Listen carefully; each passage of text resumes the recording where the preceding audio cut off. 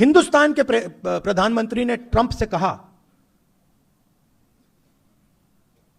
कि हम बिना आपसे पूछे तेल और नेचुरल गैस नहीं खरीदेंगे। अगर आप कहोगे कि रूस से नहीं खरीदना है, हम नहीं खरीदेंगे। अगर आप कहोगे ईरान से नहीं खरीदना है, नहीं खरीदेंगे। अगर आप कहोगे इराक से नहीं खरीदना है, वेनेजुएला से नहीं खरीदना है, हम नहीं खरीदेंगे। आप बोलो, जो आप हुक्म करोगे हम पूरा करेंगे। हम कहा नहीं रहे, वो मैसेज मोदी जी को गया है कि ज्यादा उठपटांग की, हिंदुस्तान के लोगों के साथ ड्रामा करना कर लो, हमारे साथ ड्रामा किया ना तूने, फिर देखना। पूरा का पूरा रिकॉर्ड उनके हाथ में भाई। पैसा कहां गया, कहां से कहां गया, कैसे जाता है, कब जाता है, सारा हाथ में। डोनाल्ड ट्रंप ने तो खुल के कह दिया, गूगल पे जाइए देखिए, वो तो कह रहा है कि भैया मैं नरेंद्र मोदी के करियर को खत्म कर दूं जब चाहता हूं, मुझसे मत करवाओ।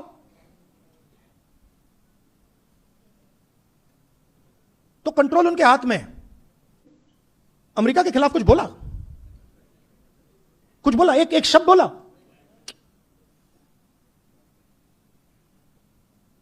100% कंट्रोल में है। और आप देखते जाओ, जो भी होगा अब वो हिंदुस्तान के फायदे के लिए नहीं होगा, अमेरिका के फायदे के लिए होगा। देख लेना, आपको दिखेगा सामने। चूं तक नहीं कर सकता है, बता रहा हूं आपको, मैं सच बोलता हूं। ट्रंप कहता है कि हिंदुस्तान और पाकिस्तान का युद्ध उसने रुकवाया। आप देखो क्या अपमान, हमारी सेना का अपमान कर रहा है। कहता है हिंदुस्तान के जहाज गिरे, 7 जहाज गिरे, मैंने युद्ध रुकवाया। मोदी जी के मुंह से चूं तक आवाज नहीं निकली। एक बार नहीं बोला, 50 बार बोला उसने, बोलता रहता है। हमारा प्रधानमंत्री एक शब्द नहीं बोल पाता। क्यों? कंट्रोलर हाथ में उसके है। और अंत में जब मोदी जी का कंट्रोल उधर है तो सबसे ज्यादा चोट आपको लगती है, क्योंकि आपका प्रधानमंत्री आपके लिए काम ही नहीं कर रहा है, आपकी रक्षा ही नहीं कर सकता। आदिवासी शब्द का बहुत गहरा मतलब है। आदिवासी मतलब ओरिजिनल हिंदुस्तान के जो मालिक थे।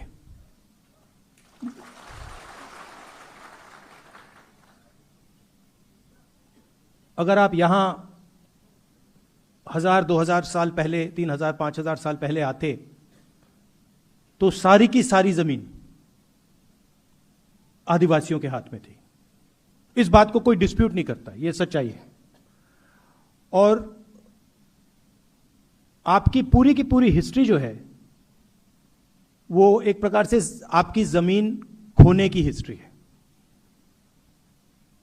पहले पूरे देश की जमीन आपकी थी, आस्ते आस्ते आस्ते आस्ते आस्ते आस्ते आस्ते आपको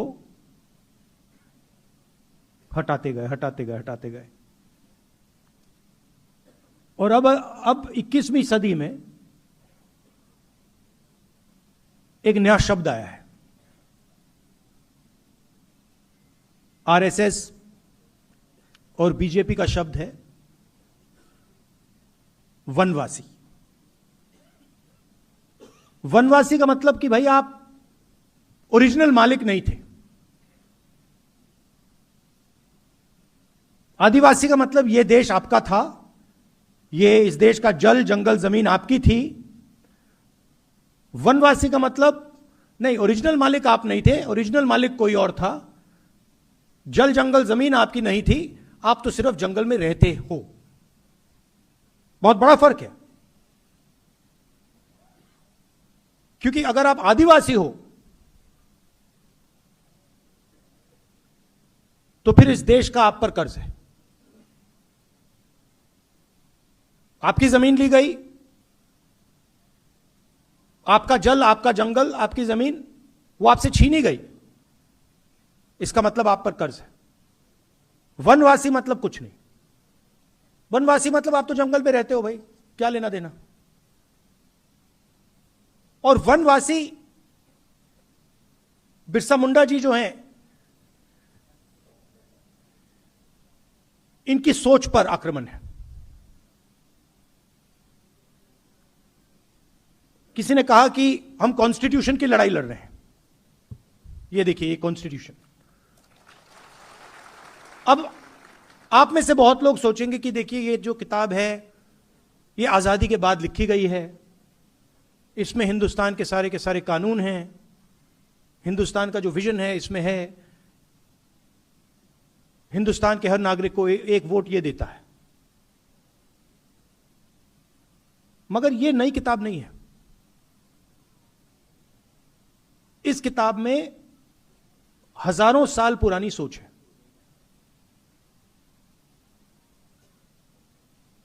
बीजेपी के लोग मोदी जी बिरसा मुंडा जी की मूर्ति के सामने हाथ जोड़ते हैं, अंबेडकर जी की मूर्ति के सामने हाथ जोड़ते हैं, फूले जी के मूर्ति के सामने हाथ जोड़ते हैं, गांधी जी की मूर्ति के सामने हाथ जोड़ते हैं। मगर जो बिरसा मुंडा जी ने कहा था, जिस चीज के लिए वो मरे, उसकी रक्षा नहीं करते। तो इस किताब में बिरसा मुंडा जी की आवाज है, और जब बीजेपी इस आवाज पर आक्रमण करती है, जब आपको वनवासी कहती है, जब आपकी जमीन छीनती है, आपका जल छीनती है, आपका जंगल अदानी को देती है, तो सिर्फ संविधान पर आक्रमण नहीं कर रहे हैं, वो बिरसा मुंडा जी पर आक्रमण कर रहे हैं।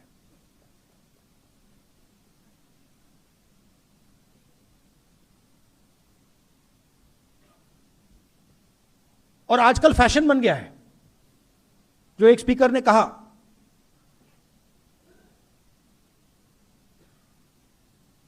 देश में जमीन किसकी जाती है? जब भी विकास की बात आती है, सीधा आदिवासी की जमीन छीन लेते हैं। स्टैचू बनानी है, आदिवासी की जमीन छीनो। माइन खोलनी है, आदिवासी की जमीन छीनो, और फिर वापस कॉम्पनसेशन भी मत दो। मतलब आपके कोई अधिकार नहीं है, कोई हक नहीं है।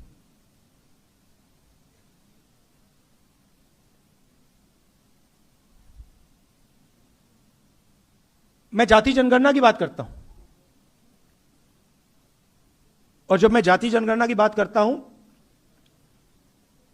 आरएसएस के लोग,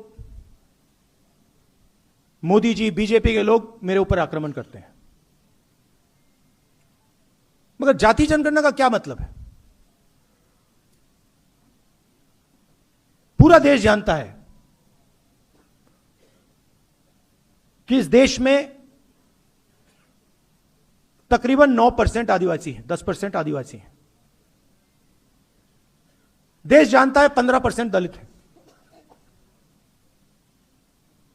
50% पिछड़ा वर्ग है,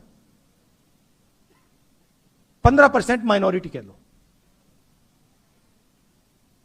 आपने प्राइवेटाइजेशन शब्द यूज किया। आपने कहा कि school, college, university, public sector privatise हो जाता है। ये गलत शब्द है। प्राइवेटाइजेशन से लग रहा है कि जब ये प्राइवेटाइजेशन होता है, ये सबको जाता है। इस शब्द से यह लगता है कि भैया प्राइवेटाइजेशन होता है तो आदिवासियों को भी मिलता है, दलितों को भी मिलता है, पिछड़ों को भी मिलता है। नहीं, प्राइवेटाइजेशन का मतलब चुने हुए 5-7% लोगों को मिलता है। पहले पब्लिक सेक्टर हुआ करता था, उसमें रिजर्वेशन था, उसमें आदिवासी युवा जा सकता था, दलित जा सकता था, पिछड़े वर्ग का जा सकता था। अब खोलिए अदानी जी की कंपनी की लिस्ट खोलिए, उनकी सीनियर मैनेजमेंट की लिस्ट खोलिए, दिखा दीजिए मुझे कौन सा आदिवासी बैठा है वहां पे। एक नहीं मिलेगा आपको।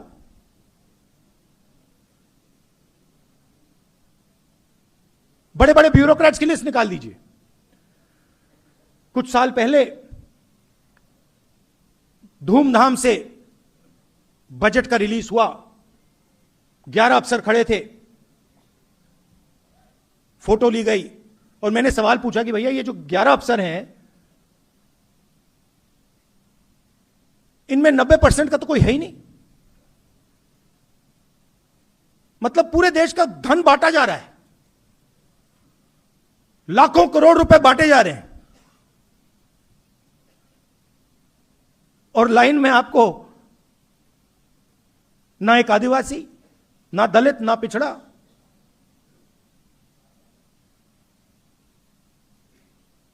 कहीं भी देख लीजिए आप, प्राइवेट अस्पतालों की लिस्ट निकालिए, उनके मालिकों की लिस्ट निकालिए, दिखा दीजिए आदिवासी का कौन सा अस्पताल है। बड़ी बड़ी यूनिवर्सिटीज, कॉलेजेस की लिस्ट निकालिए, दिखा दीजिए मुझे उनका आदिवासी मालिक कहां है। कॉर्पोरेट इंडिया खोलिए, उनकी लिस्ट निकालिए, 500 सबसे बड़ी कंपनियां जिनका लाखों करोड़ रुपए ऐसे माफ हो जाता है। एक सेकंड लगता है मोदी जी को, 16 लाख करोड़ रुपए उनका माफ किया गया है। उनकी लिस्ट निकालिए, मालिकों की लिस्ट निकालिए, दिखा दीजिए वहां पे कौन सा पिछड़ा है, दलित, आदिवासी, माइनॉरिटी, कहां है लोग उसमें। तो देश का पूरा धन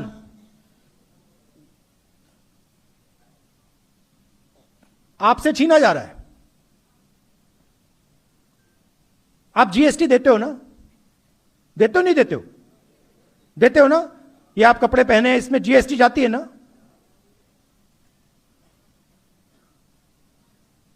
आपने अगर ये शर्ट खरीदी, जितनी जीएसटी उस पर लगती है, अदानी जी की भी उसी शर्ट पे लगेगी ना? लगेगी नहीं लगेगी? तो जितना टैक्स आप देते हो उतना अदानी देता है।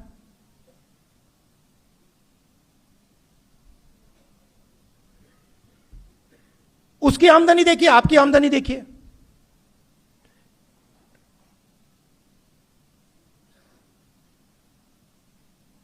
आप मुझे बता दीजिए, आप में से कितने लोगों का कर्जा माफ हुआ है? एक है यहां पे कोई व्यक्ति जिसका कर्जा माफ हुआ है? नहीं, एक नहीं मिलेगा आपको। पूरे देश में ढूंढ लो, आपको शायद एक आदिवासी ना मिले जिसका कर्जा माफ हुआ हो। और अदानी जैसे लोगों के लाखों करोड़ रुपए कर्जा माफ हो रहा है, रोज उसका कर्जा माफ होता जा रहा है।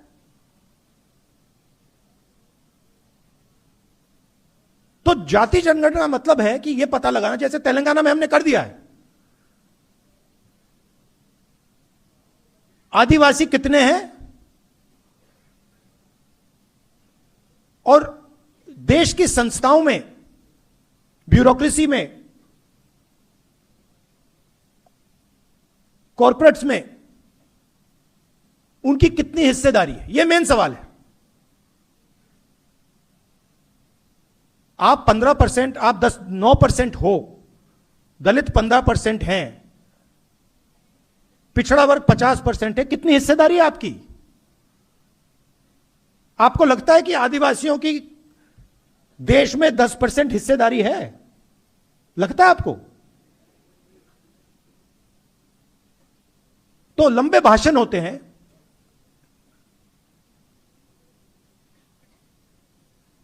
बिरसा मुंडा जी की मूर्ति के सामने ये लोग हाथ जोड़ते हैं, और फिर जब पावर देने का टाइम आता है या धन देने का टाइम आता है, चुप हो जाते हैं। कांग्रेस पार्टी ने मनरेगा किया था। मेरी एक कुछ दिन पहले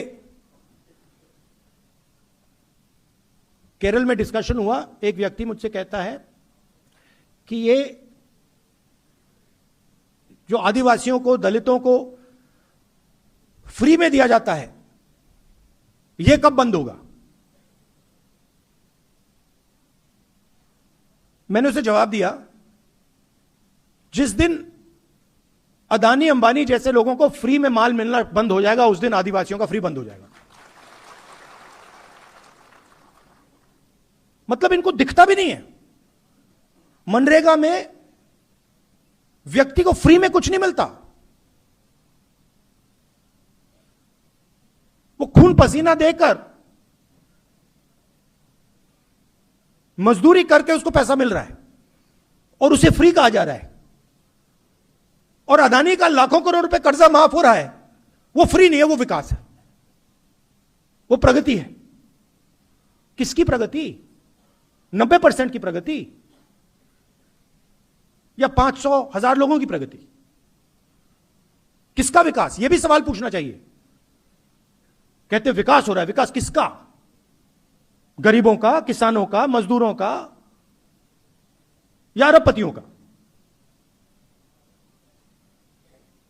हम पैसा कानून लाए, फॉरेस्ट राइट्स एक्ट, मनरेगा, भोजन का अधिकार, यह सब आपको प्रोटेक्शन देने का था। आपने भविष्य की बात की। सारे के सारे कॉलेजेस, स्कूल्स, यूनिवर्सिटीज गुजरात में तो सारे बंद कर दिए हैं, स्कूल कॉलेज सब बंद कर दिए हैं, पूरा प्राइवेटाइज कर दिया है। तो इस दुनिया में, इस प्राइवेटाइज दुनिया में आपको शिक्षा कहां से मिलेगी? कैसे मिलेगी? बिना हाई क्वालिटी सरकारी स्कूल, बिना हाई क्वालिटी सरकारी यूनिवर्सिटी, बिना हाई क्वालिटी सरकारी कॉलेजेस आपको शिक्षा नहीं मिल सकती, आपके बच्चों को शिक्षा नहीं मिल सकती।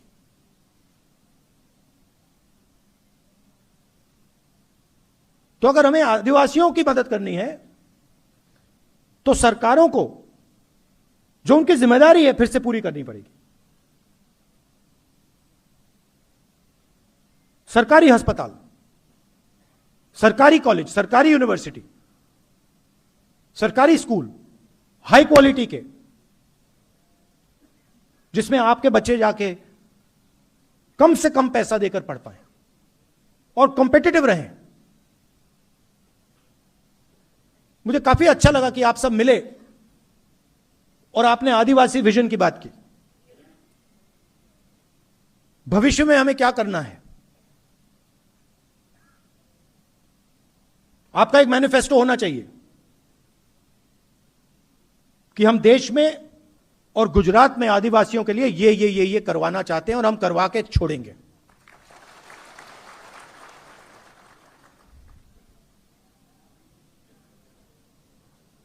और सबसे जरूरी चीज ये संविधान है। हम शिक्षा की बात कर रहे हैं। आज वाइस चांसलर्स की लिस्ट निकालिए,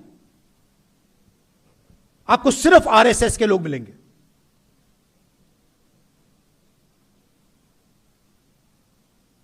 सिर्फ आरएसएस के लोग, उनको कुछ शिक्षा के बारे में कुछ नहीं मालूम, साइंस के बारे में नहीं मालूम, हिस्ट्री के बारे में नहीं मालूम, बस आरएसएस की मेंबरशिप है इसलिए वाइस चांसलर बन रहे हैं। और हिंदुस्तान की सारी संस्थाओं को इन्होंने पकड़ लिया है, घुस गए ये। तो आने वाले समय में आप लोगों को भी इन संस्थाओं को कंट्रोल करना पड़ेगा। जब तक आपके लोग ब्यूरोक्रेसी में, पुलिस में, जुडिशरी में नहीं आएंगे, तब तक आपका फायदा नहीं होने वाला है। और यही आपकी रक्षा करता है। और ये लगे हुए हैं, मैं बता रहा हूं, ये लगे हुए हैं इसको खत्म करने में, क्योंकि इस बात को मानने को तैयार नहीं है कि हिंदुस्तान के हर नागरिक को एक वोट मिलना चाहिए। इनकी थिंकिंग में, इनकी सोच में आप लोग कम हो। आप लोगों को इस देश में जगह नहीं मिलनी चाहिए। वो कह रहे हैं, खुल के कह रहे हैं कि आप लोग वनवासी हो, आपको जंगल में रहना है। उस शब्द में बहुत कुछ छुपा है। जो जंगल में रहता है उसे अंग्रेजी की जरूरत है, क्या जरूरत है? उसे शिक्षा की जरूरत नहीं। जो आदिवासी है उसको शिक्षा की जरूरत है।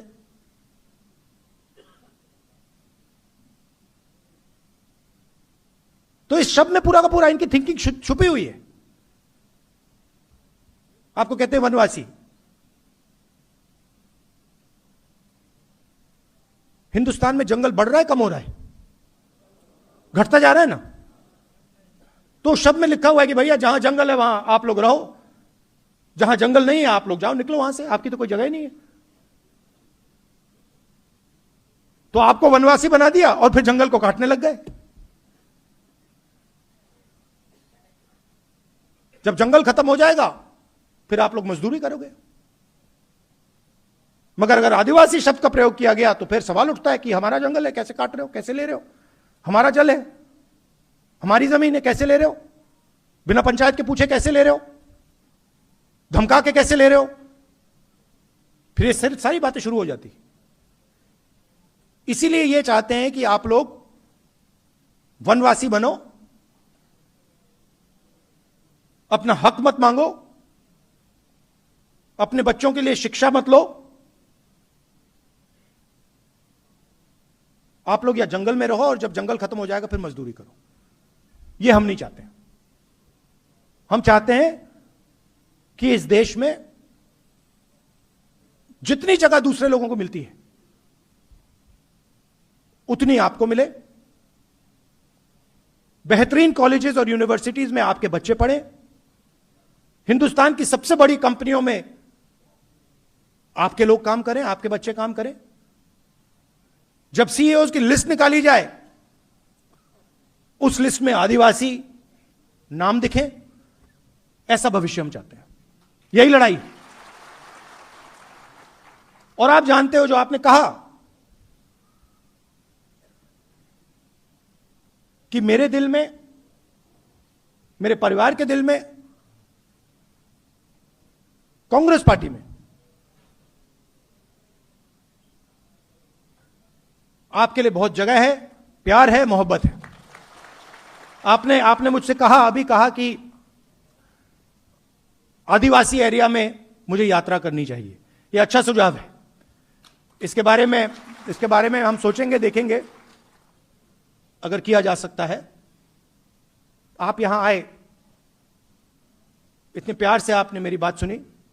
देश में नफरत फैलाई जा रही है, हिंसा फैलाई जा रही है। आपने देखा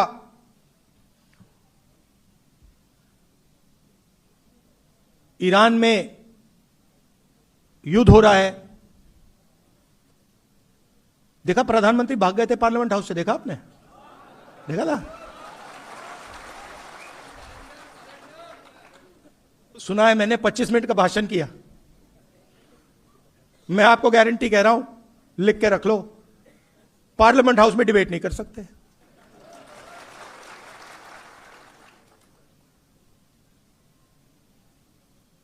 कॉम्प्रोमाइज हो गए। आप देखिए अमेरिका के साथ, थोड़ा सा मैं आपको बताता हूं। अमेरिका के साथ इन्होंने डील किया, यूएस डील। उसमें पहली बार हिंदुस्तान के प्रधानमंत्री ने, किसी भी प्रधानमंत्री ने, कृषि का सेक्टर खोला।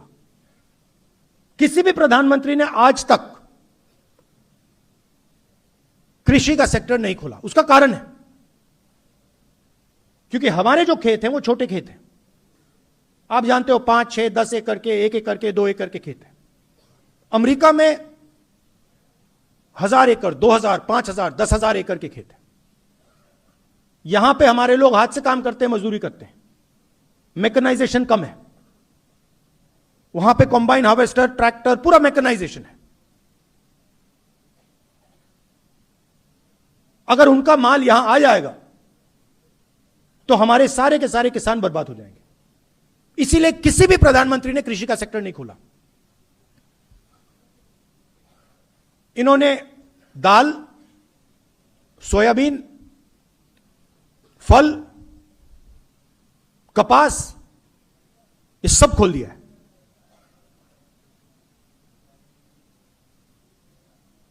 चार महीने के लिए नहीं खोलना चाह रहे थे। 4 महीने वो फंसा हुआ था और मैं पूछ रहा था क्यों फंसा है वो। सरकार के लोग कह रहे थे कि क्योंकि कृषि का सेक्टर नहीं खुलना। हिंदुस्तान का पूरा डेटा जो है, जो इस देश की पूंजी है, आप 21वीं सदी में, 20वीं, पिछली सदी में जो तेल की जगह होती थी, 21वीं सदी में वो डेटा है। जिसके पास डेटा है उसकी प्रगति होने वाली है। पूरा का पूरा हिंदुस्तान का डेटा नरेंद्र मोदी ने अमेरिका को पकड़ा दिया।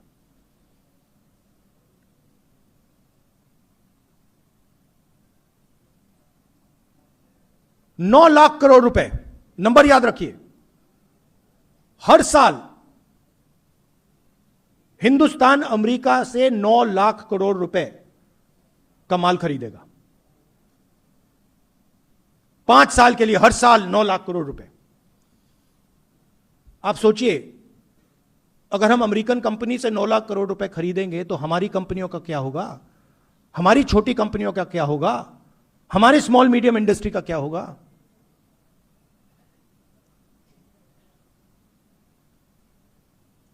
अमेरिका का जो टैक्स था वो 0 कर दिया और हमारा पहले से ज्यादा कर दिया।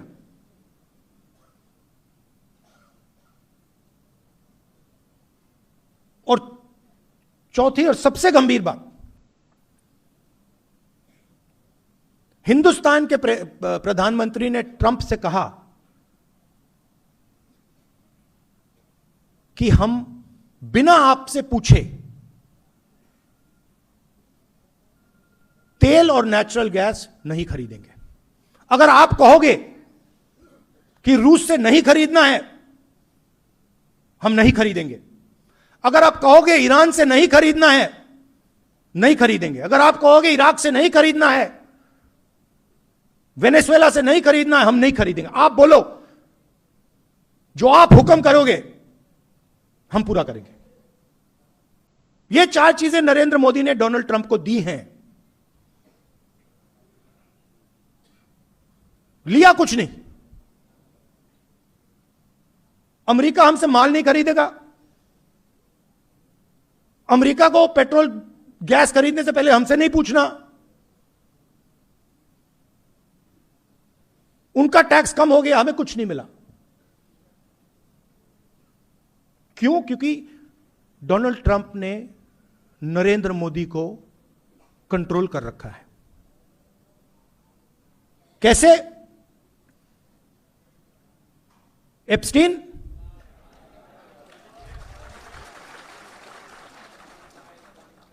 वो हैं 4-5 तरीके, मगर मैं आपको सिर्फ 2 बता रहा हूं आज। मैं जानता हूं, एक एप्स्टीन और दूसरा अदानी। और अदानी के बारे में थोड़ा सा मैं आपको समझाना चाहता हूं। मोदी जी और बीजेपी का जो पूरा फाइनेंस का स्ट्रक्चर है, यह अदानी है।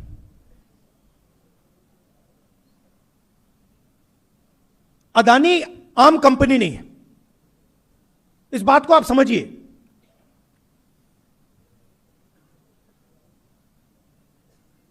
अदानी बीजेपी, नरेंद्र मोदी, इनका स्ट्रक्चर है, फाइनेंशियल सिस्टम है।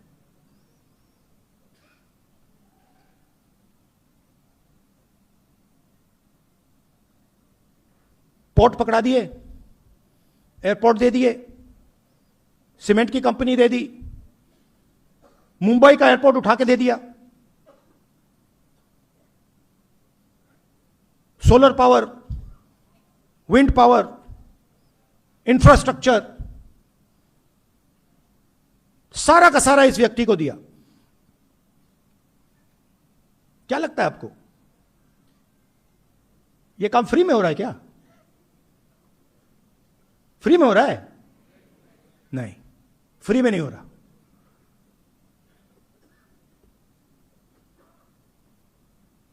और इस कंपनी पर अमेरिका में कोर्ट केस लगा दिया और मोदी जी को सीधा मैसेज दे दिया। वो कोर्ट केस अदानी को धमका नहीं रहे, वो मैसेज मोदी जी को गया है कि ज्यादा उठपटांग की, हिंदुस्तान के लोगों के साथ ड्रामा करना कर लो, हमारे साथ ड्रामा किया ना तूने, फिर देखना। पूरा का पूरा रिकॉर्ड उनके हाथ में भाई। पैसा कहां गया, कहां से कहां गया, कैसे जाता है, कब जाता है, सारा हाथ में। डोनाल्ड ट्रंप ने तो खुल के कह दिया, गूगल पे जाइए देखिए, वो तो कह रहा है कि भैया मैं नरेंद्र मोदी के करियर को खत्म कर दूं जब चाहता हूं, मुझसे मत करवाओ।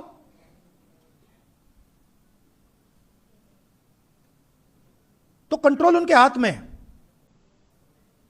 प्रधानमंत्री 100% कॉम्प्रोमाइज्ड है।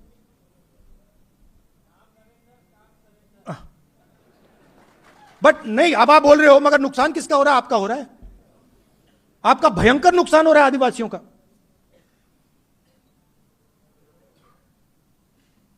जमीन आपकी जा रही है, जल जंगल आपका सब जा रहा है, कॉलेज यूनिवर्सिटी जा रही है, सारा का सारा प्राइवेटाइज हो रहा है। प्रधानमंत्री को पकड़ रखा है। आप उनकी आंख को देखिए, टीवी पे देखिए आप। 25 मिनट का भाषण दिया, अभी दिया।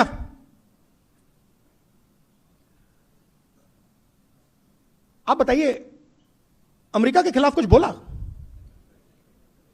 कुछ बोला? एक शब्द बोला?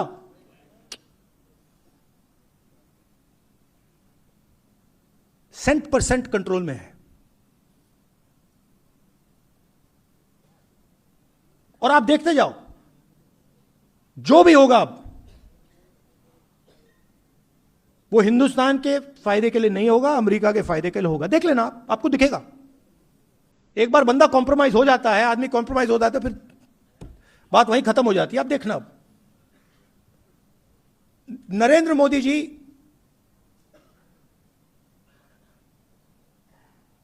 ट्रंप के सामने चूं तक नहीं कर सकता है।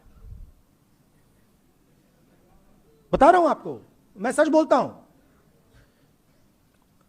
ट्रंप कहता है कि हिंदुस्तान और पाकिस्तान का युद्ध उसने रुकवाया। आप देखो क्या अपमान, हमारी सेना का अपमान कर रहा है। कहता है हिंदुस्तान के जहाज गिरे, 7 जहाज गिरे, मैंने युद्ध रुकवाया। मोदी जी के मुंह से चूं तक आवाज नहीं निकली। एक बार नहीं बोला, 50 बार बोला उसने, बोलता रहता है। हमारा प्रधानमंत्री एक शब्द नहीं बोल पाता। क्यों? कंट्रोलर हाथ में उसके है।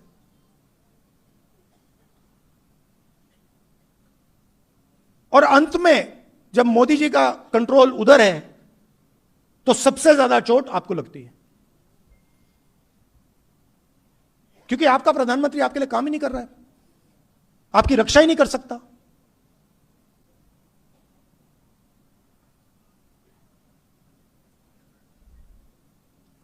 ज्यादा लंबा बोल गया, तो थोड़ा मैं आपको बताना चाह रहा था, थोड़ा दूसरे इशू के बारे में भी बताना चाहता था। मगर मेन बात है भैया, इसको हम सब इसकी रक्षा करेंगे, इसको नहीं छोड़ना हमें, क्योंकि इसकी रक्षा में बिरसा मुंडा जी की विचारधारा की रक्षा है, आदिवासियों की रक्षा है, हिंदुस्तान के गरीबों की, किसानों की, मजदूरों की, सबकी रक्षा है। जिस दिन यह गायब हो गया उस दिन कुछ नहीं बचेगा हमारा, आपका, आदिवासियों का। बहुत बहुत धन्यवाद।